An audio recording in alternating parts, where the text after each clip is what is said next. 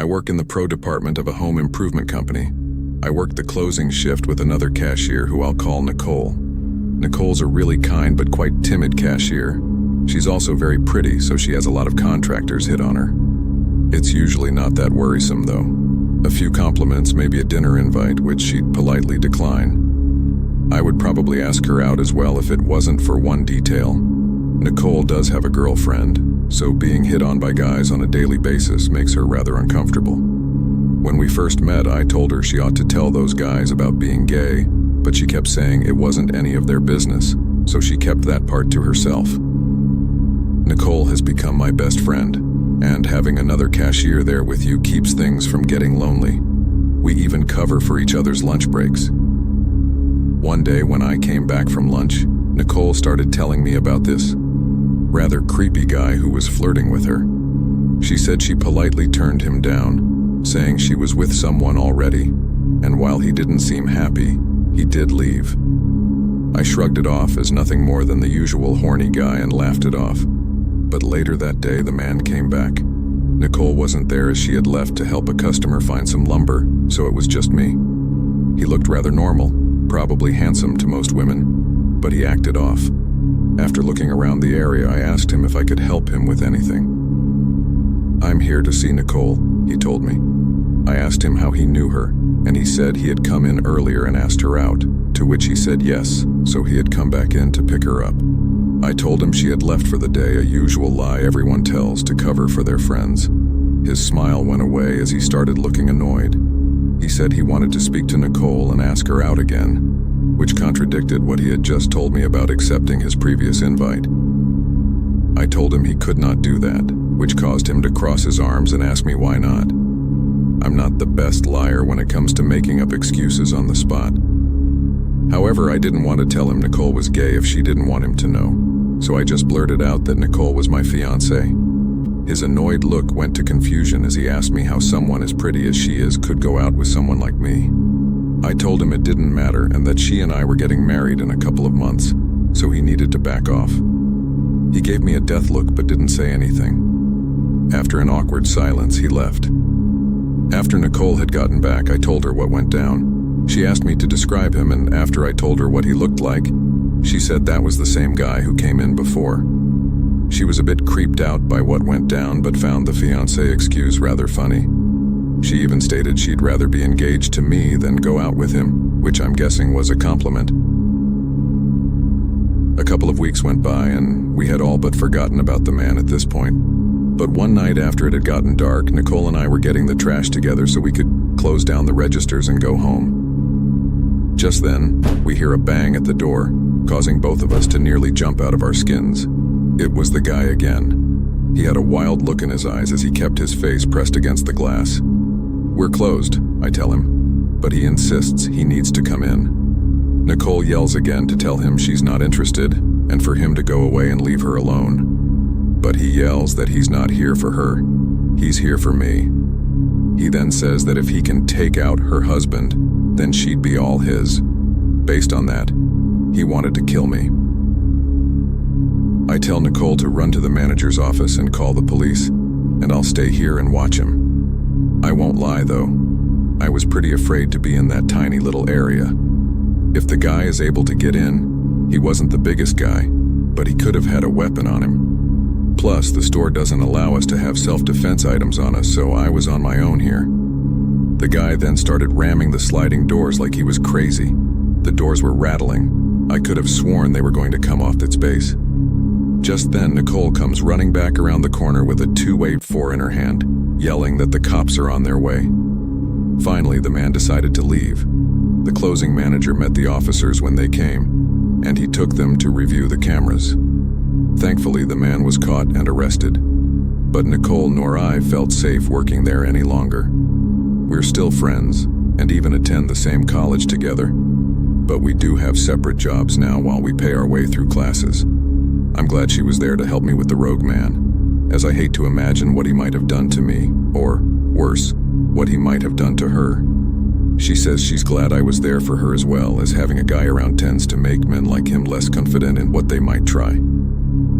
It was a wake-up call for me as to how dangerous it can be for some girls when an interested guy just doesn't want to take no for an answer.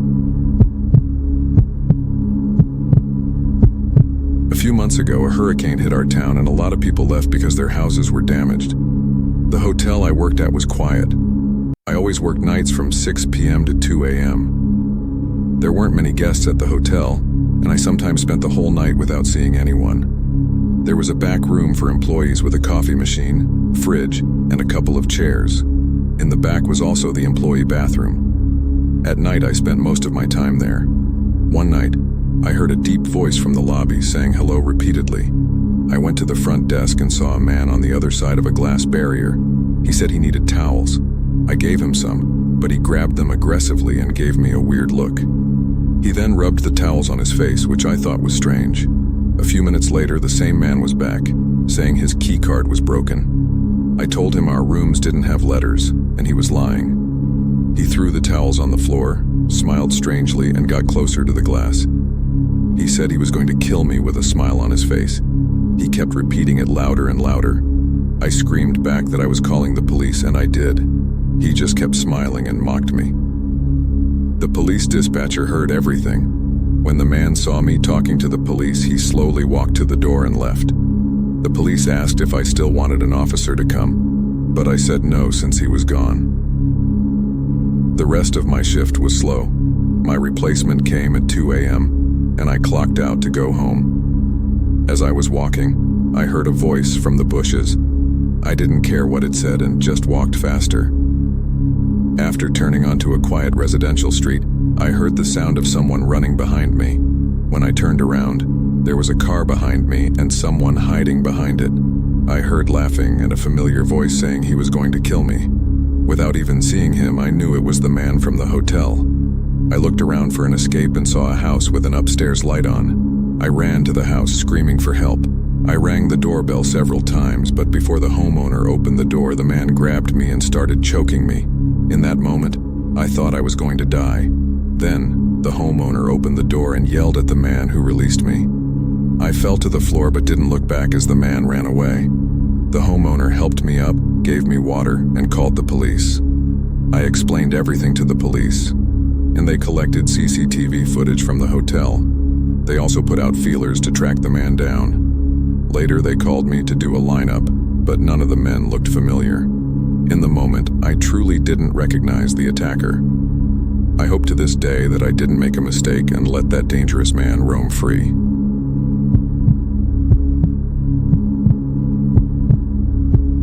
So this happened a little over 2 years ago now, and I wanted to share it somewhere just to look back on it one day and never forget the lesson I learned. It was 2016, and I had just started a new job at a motel. It was low pay, but I needed an office job. One of my friends, Michael, got me this job for a few days. I did training with the owner in the mornings, and for 2 nights, Michael trained me. Our job was the 11 p.m. to 7 a.m. shift. Nothing exciting, just checking guests in and doing paperwork.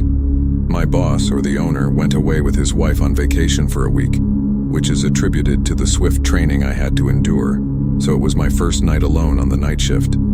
There was a monitor with security cameras around the motel's property, and large glass windows all around the office building with a glass door.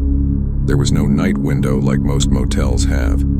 It was fairly early in the night, about 1 a.m. I was just doing my normal check-in paperwork when a man walks in and asks if we have any rooms available. Usually if someone's sketchy, my boss has me lie and say no, but he seemed normal at the moment. Without hesitation, I said yes, of course, just for one, and he replies yes. So I begin creating the reservation on the computer when I notice he starts swatting the air and making spitting noises, as if he's being surrounded by flies. I tried to ignore it. As far as I'm concerned, it wasn't my business, so I tried to check him into the room as quickly as possible. I give him his key, and he's on his way. At this point in time, I could be described as very timid.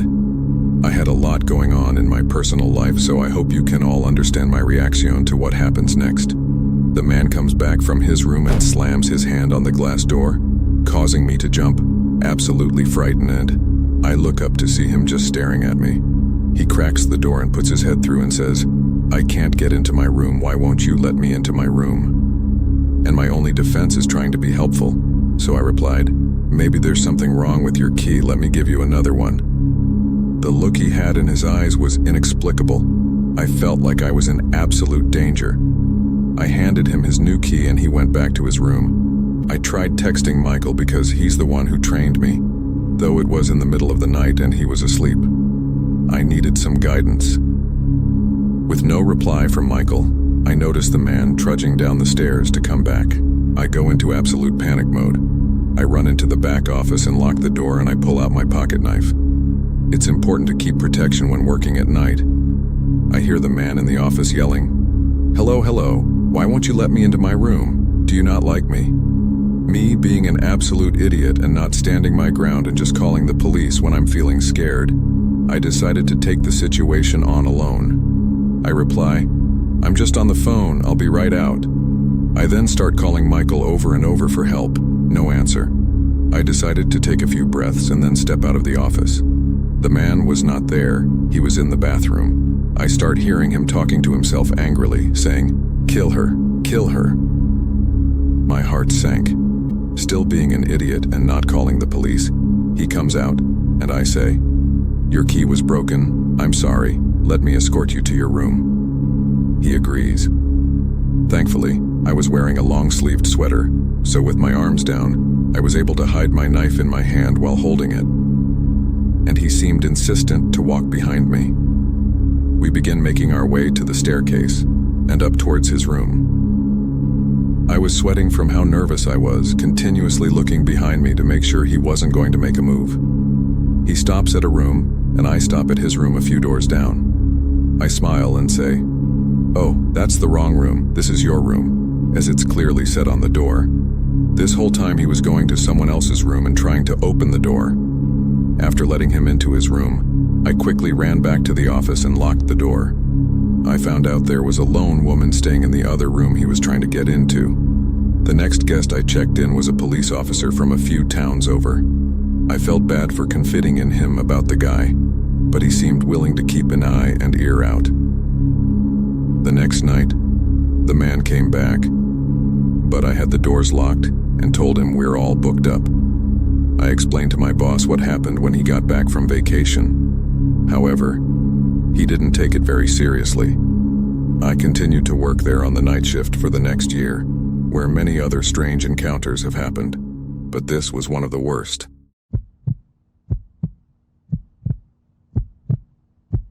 I've been a trucker for varying companies for 10 years. 3 years ago, I was working for a warehouse company in Kansas doing shipments. I usually drove the semi, which is what I was behind the wheel of on February 2nd. It was a cold Monday, so the week was just starting and a lot of loads needed to be shipped, so I was trying to bang it all out quickly. I started driving at 3 p.m. and intended on getting to the destination that same night.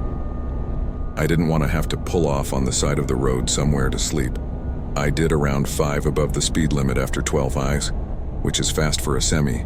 I was starting to feel very tired, but the destination was less than an hour away, and I figured I could do it.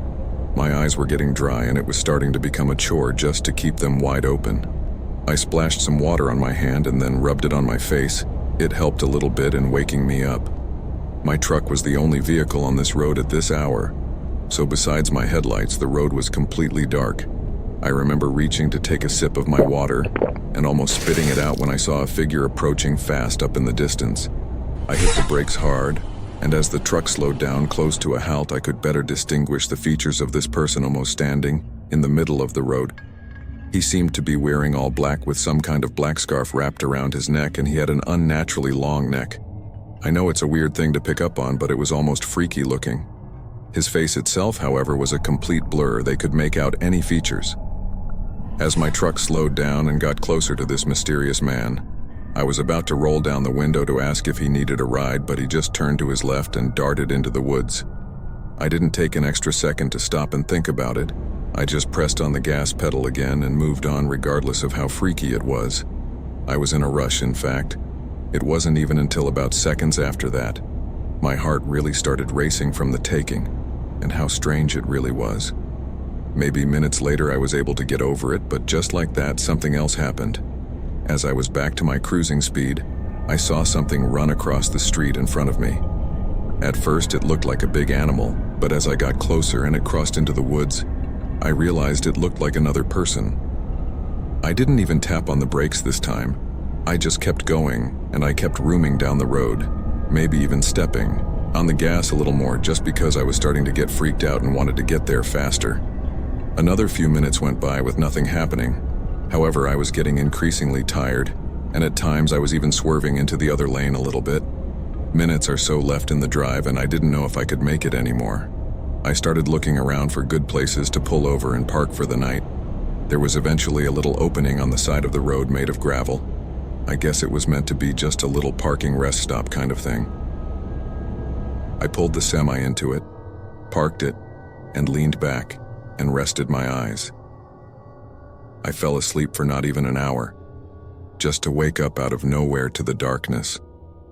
I still don't know what woke me up, but as I looked outside through the windshield, something in my gut was telling me to turn on the headlights, and so I flicked the knob and lights lit up the surrounding area in front of my truck.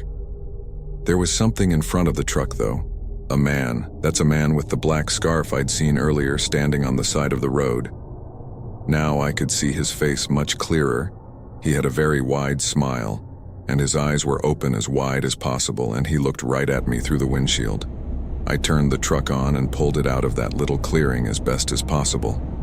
I didn't know what to think. How could he have walked miles from where I had seen him last? I didn't stop again that night until I made it to my destination. From there, I fell asleep in the parking lot and woke up early the next morning. Now, the only logical explanation I could think of is that my mind was playing tricks on me because I had been seeing strange things all night. I've never heard of a hallucination being so vivid and terrifying though, and that's the part that still really confuses and scares me.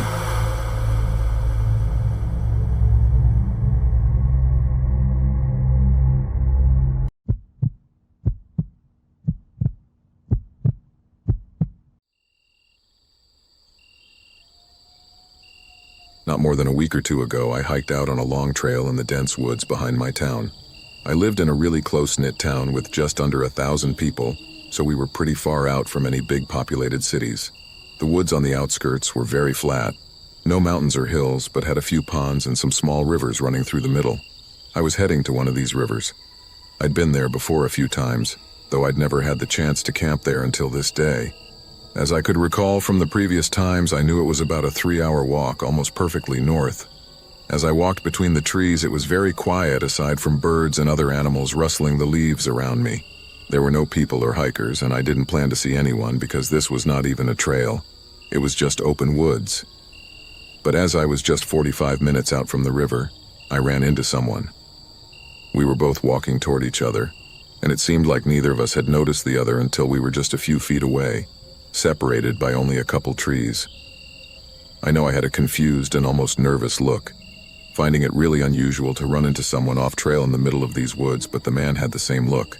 I was about to break the silence and say hello, but after a second, his face shifted into a slight nervous smile, and he turned to walk off to the side.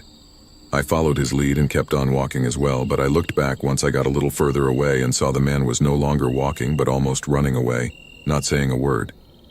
When running into each other gave me a somewhat unsettled feeling, but seeing him run off like that only made it even stranger. It was like the man did not want to be seen, or he didn't care about the almost impossible chance that we had run into each other. Whatever the case, I kept minding my own business and made my way to the river. This was no campsite or anything, so I just plopped my bag and tent down on the flattest area I could find. Then I got a fire going since the sun was just about to set. I tossed in a bunch of random sticks and twigs that were around and made sure it would burn for a couple hours at least.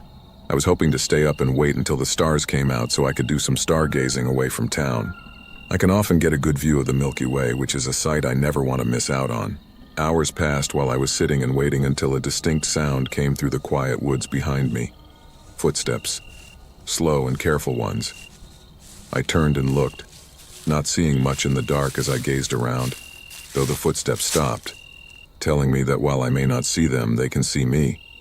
I reached down for my bag and picked up a heavy-duty flashlight, shining it at the trees. I could see decently far now, but as I moved it back and forth, I didn't see anyone. I felt my heart rate increasing a bit as the unsettling feeling came over me again. Anyone out there? I tried again. Hello? Not even the sound of another footstep. After a moment of contemplation, I started to walk toward where I'd heard the sound from. I thought maybe there was a chance I was mistaken, but I needed to be sure. I carefully stepped through the woods, keeping the flashlight steadily pointing ahead until I got to where I thought the sound was from. I moved the light to my left, looking behind each tree until the light suddenly revealed a large man. It was the one I'd run into only a few hours ago. He was no more than 20 feet away, but even with the light on him, he stood still. In an act of quick thinking, I tried to not react and continued to move my flashlight across the woods, hoping he would think that I somehow didn't see him. Then I began walking back to the tent, trying to act as unbothered as possible. I picked up my bag and looked around once more before quickly leaving my tent and campfire behind and walking into the woods along the riverside. Once I felt I'd made enough distance, I sprinted as far as I could until I was without a doubt away from that man. I found a spot to rest at and sat there awake until sunrise. I don't think I was followed, as I was able to make it out without ever hearing or seeing that man again. I'm not sure why he was out there or why he had shown up and hid by my campsite, but I never went back to retrieve my tent in fear that I might find out.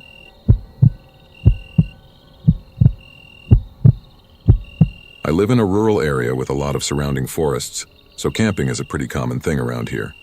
The place I had driven out to was not all that well known though, being a camping spot only big enough to fit a few RVs.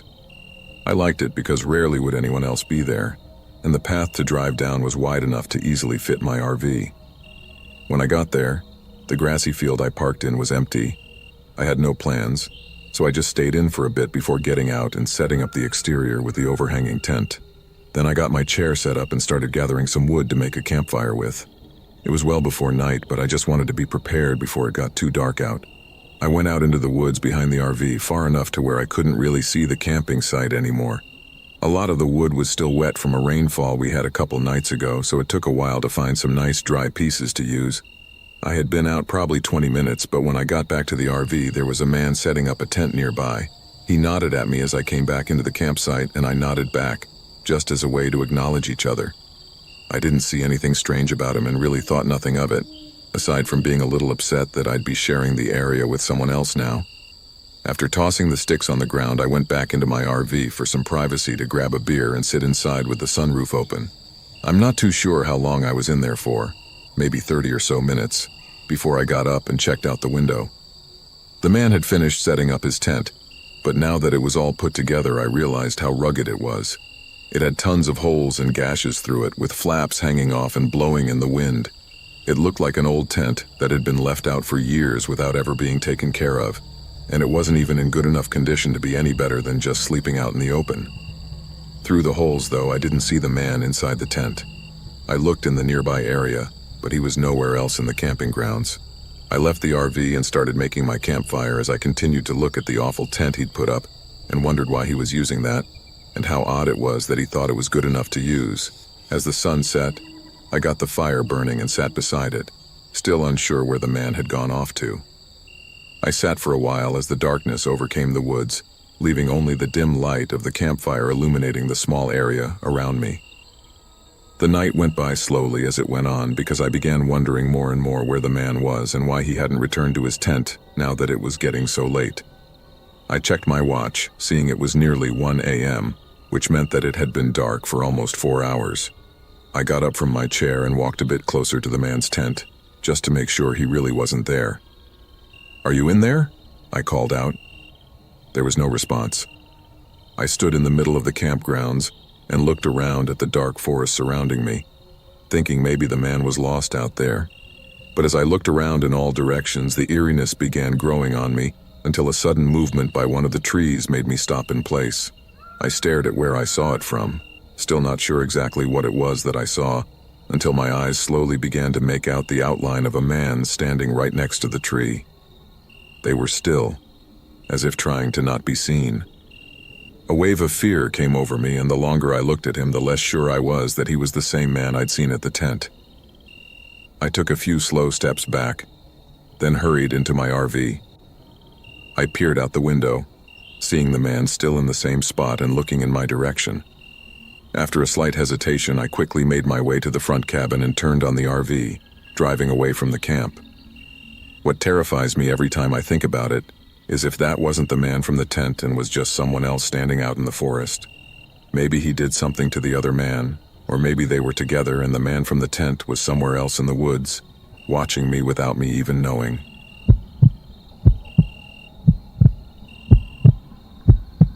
2 years ago, I lived with my younger brother on the East Coast for the most part, though we didn't really go out much. I mean, we'd hang out with friends a lot and get food or whatever, but we never really went out and did anything interesting. I started to look up things to do, and one of the most common suggestions was camping because we were right along the Appalachians. I told my brother, but he didn't seem very interested. A couple days later, I went out and bought a few things like a small tent and some safety tools, then packed up one of my old backpacks and drove out to a nearby trail. Yes, I was really inexperienced, and going camping alone was not a good idea. But I'd only planned to be out for one night, so I figured even if there was a problem, it wouldn't be so bad. After an hour of driving, I got to the trail. No other cars were parked, and I didn't see any other people. I got out and put on my backpack, then walked to the trailhead. It was thin and not a really well-made path, but was good enough. I don't think it was a popular trail, I just found it by scrolling through a huge list and choosing one that wasn't too long. As I hiked down, though, it became more and more clear how little used this trail was. Bushes were overgrown and blocking the way, and even in some portions the grass had grown in and made it really hard to tell what was the trail and what wasn't. But after an hour, I made it to the end. After seeing the trail, it was about what I'd expected the camping ground to be. It was small and mostly overgrown, but there was something I noticed right away that caught my attention. A pile of logs on the other side of the camping ground. I walked up to it and saw that flakes of charred wood were blowing off in the wind, so it had to have been used recently, maybe even the night before. I looked around again, not seeing any tents or signs of someone being here. Though unsure about it, I went to the other end and put my things down, then got to work on the tent. It wasn't that late yet, so I took my time to make sure the tent was well made. Once I was done, I took a breather, sitting down and chilling for a bit. There was about an hour left of sunlight, and I spent it eating and sitting inside the tent on my sleeping bag. After a while, I could tell the sun was setting, but soon after, a sound came from somewhere nearby. A crackling sound like from a campfire. I unzipped the opening and stepped out, being immediately faced by a man sitting across the campsite right next to where the half-burnt logs were. He was older than me, probably in his 40s, but there wasn't much else I could see from the little amount of sunlight coming in through the trees. He was already looking at me, so I nervously waved my hand at him. The man waited a few seconds, then lifted his hand as well. I went around to the back of my tent and got a pile of sticks, then made a small campfire. It only took a few minutes before it was mostly dark out.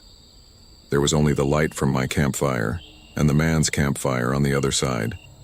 I kept looking over, trying to see if he had a tent or a backpack or something, but all I could see was him every time I looked. I only got more weirded out and uneasy. Where did he even come from? My tent was set up right next to the trail, so I would have heard him walk up, unless he came from the other side, which was just empty woods. I sat out there for at least an hour, probably 2, and never saw the man move from his spot. He just sat by the fire looking forward. Eventually, I went inside my tent, figuring I had to be overthinking all of this, and the man was probably just another camper. He was at a public camping ground after all. I laid down and tried to rest, but I don't think my mind would let me sleep for some reason, so I just stared at the ceiling and listened to the faint crackling of the man's campfire. I was in there for probably another hour before I heard leaves slowly crunching, making their way toward my tent. I sat up and listened more carefully until I could see the shadow of the man standing on the other side of the fabric. My whole body froze, watching him just stand there for a moment, not moving, not speaking. Then his shadow started moving away as I heard the leaves crunch into the distance. I quickly unzipped the tent and looked out. The campground was empty. The man was gone, having left only the burning logs. I started to pack up, shoving the tent into its holder and even breaking some of the rods just to move faster. I left without ever seeing the man come back. As for what happened out there or what was going to happen, I really don't know.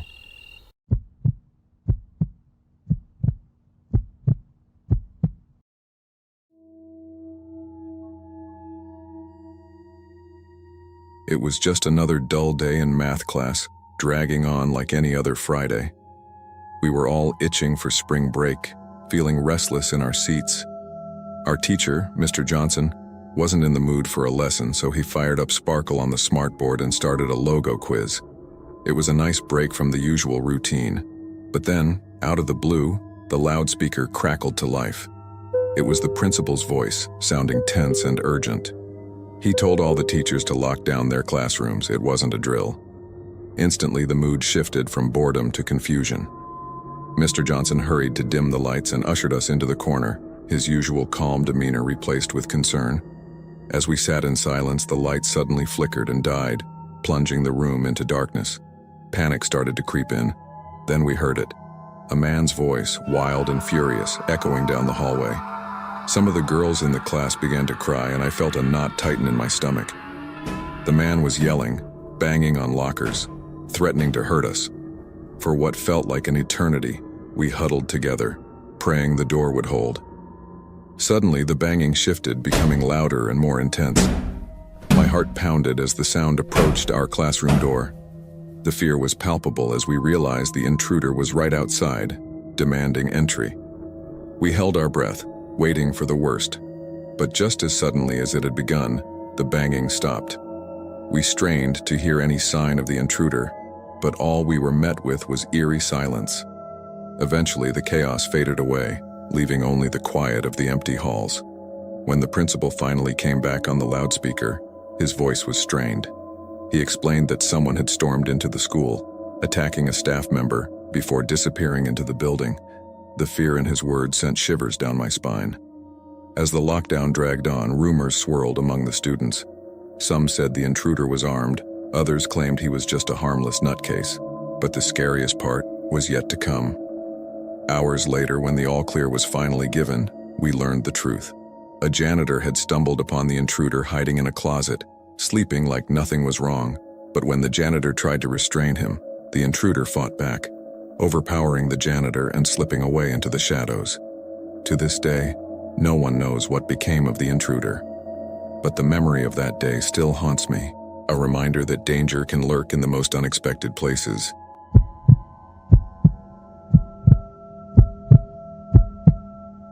My school has 2 lunch periods.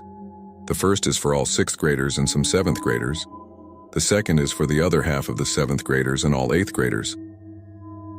The lockdown happened in the beginning of October. The day the lockdown occurred, it was overcast and rainy. During the first lunch period, I heard 4 loud booms. I personally thought it was thunder, but the entire lunch crowd started screaming. I was thinking those kids were just being insane. But the campus security came in and started yelling at people to go into the multi-purpose room. The kids who were in line buying lunch had to throw out their lunch and come inside. Me and some friends went inside the room along with a huge group of other kids. Everyone was curious as to what was happening. Our multi-purpose room is huge, and the back wall of the room is made of see-through glass. When me and my friends were rushed inside, the campus security was covering the glass with the curtains, and there were adults at every exit. My friend Eric was curious as well, so he asked one of the adults what was going on. When he came back, he said, "You know how right in front of TMS there's those houses?" I replied, "Yeah." He continued, "There's this mentally disabled crazy man that barricaded himself in front of his house, and he's threatening to commit suicide and kill the cops if he's evicted. He was walking around outside of school watching kids in a weird way." Eric told us it turned out the man was also a registered sex offender, making matters worse. We were stuck in the multi-purpose room for a whole hour, taking up 2 periods. After the whole thing was settled, we were escorted to our classrooms one by one. I later found out that the man lives next to my friend Brandy, who told me about the previous Halloween when she saw the same man at his window cutting his arm and writing in his own blood, "Don't come here or I'll kill you," on his window. Of course, being Halloween, people, including Brandy, assumed it was just for the holiday. But after this horrific incident, we knew this man was mentally unstable, and we were glad he never got near us.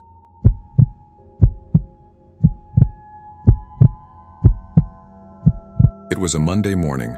the rain drumming a monotonous rhythm on the cafeteria windows. Lunch was the usual mystery meatloaf and soggy fries, met with groans from everyone around me. The gloomy weather only added to the Monday blues. Suddenly, a deafening crack echoed through the room, shattering the chatter and sending shivers down my spine. Chaos erupted. A lunch tray clattered to the floor, spewing mashed potatoes everywhere. Screams ripped through the air as kids scrambled back from overturned tables. My friend, eyes wide with terror, gripped my arm.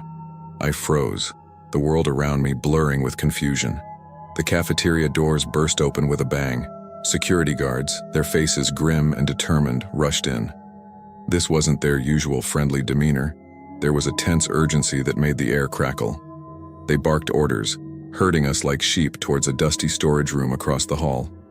The room was cramped, filled with forgotten textbooks and broken chairs. We huddled together on the rough carpet, the silence broken only by muffled thumps and shouts from somewhere down the hall. My stomach churned with a sickening mix of fear and nausea. My friend whispered a question about what was happening. A security guard peeked in, their face etched with worry. Their voice was low and urgent. "There's a situation outside," they said. "The police are on their way, but you all need to stay quiet and stay here until it's safe." Their words did little to quell the rising panic in my chest. Time warped.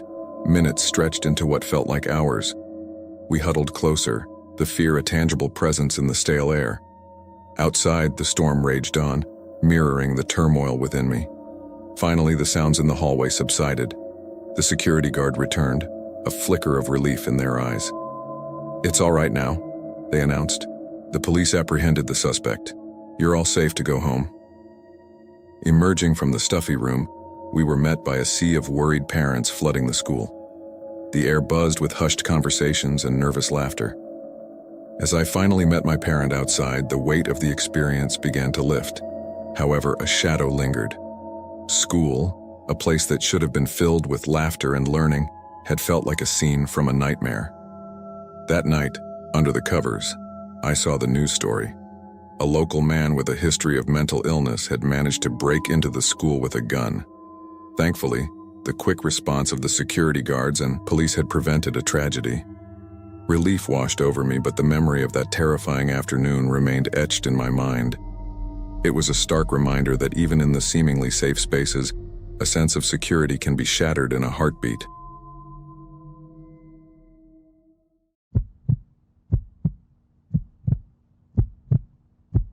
It was summertime. Me and some of my buddies decided to head out fishing by some river for something to do, you know. And plus, summer was almost over, so we wanted to make the most of it. We set up a little fire just by the shoreline, and we got out the beers and had the normal guy chat.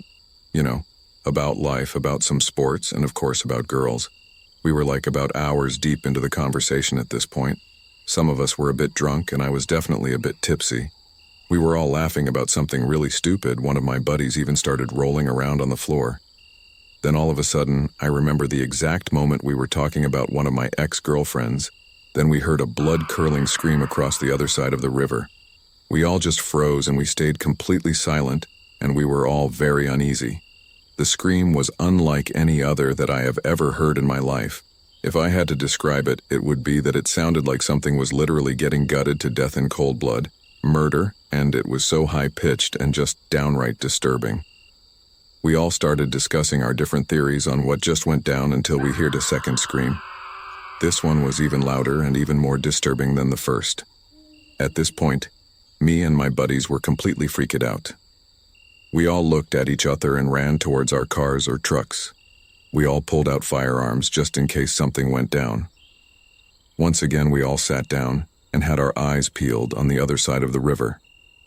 We were in complete silence, waiting for another blood-curdling scream. Then once again a third scream was heard.